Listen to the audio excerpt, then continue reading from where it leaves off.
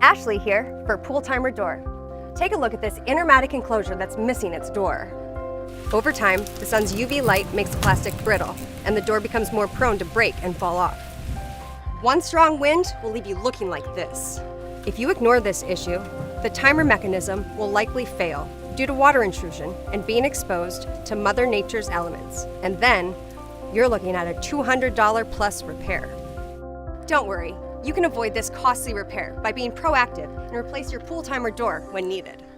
Today, we're replacing the pool timer door with a new door from pooltimerdoor.com. All of the Intermatic plastic enclosures have the same dimensions, no matter which timer mechanism is inside.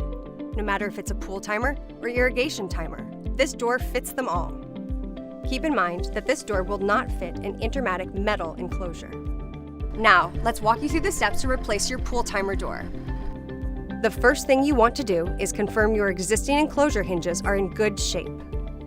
Also, check the locking clip which holds the door closed. If your clip is missing, you can use a tie wrap to keep your door closed.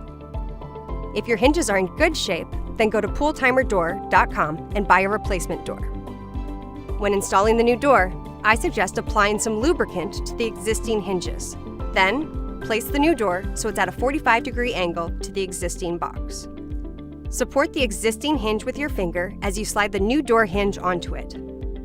And voila! Your pool timer is protected again. For more information or to order or replace your pool timer door, visit us at www.pooltimerdoor.com.